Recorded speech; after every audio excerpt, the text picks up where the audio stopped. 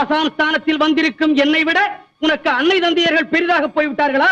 ஐயனே, மாதா பிதா பிறகுதானே குரு தெய்வம் என்று உங்களை போன்ற மகான்களே சொல்லி இருக்கிறார்கள். என்னை இந்த உலகிற்கு தந்தவரே தாய் தந்தையர் தானே. அந்த உலகத்தையும் ஆட்டி படைப்பவர்கள் என் போன்ற ஞானியர்கள் தானே. அந்த ஞானியர்களையும் பெற்றவர்கள் ஒரு தாய் தந்தையர் தானே. எனக்கே உபதேசம் செய்கிறாயா நீ? ஆத்திரப்படாதீர்கள் சுவாமி, இதோ அரை நொடியில் வந்து விடுகிறேன்.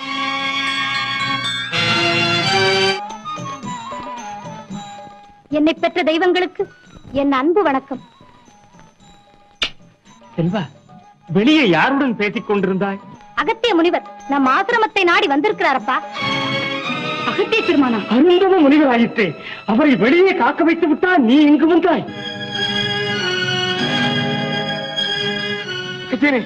திருவிள்ளித்தனமாக எங்கள் செல்வன் செய்த தவறை மன்னித்து விடுங்கள். உங்கள் செல்வன் அறியாத பிள்ளையே அல்ல. இந்த அதிபால்யத்திலேயே அன்னை தந்தையருக்கு தொண்டு செய்யும் தத்துவத்தை உணர்ந்த இவன் ஆண்டவனுக்கு சமமானவன்.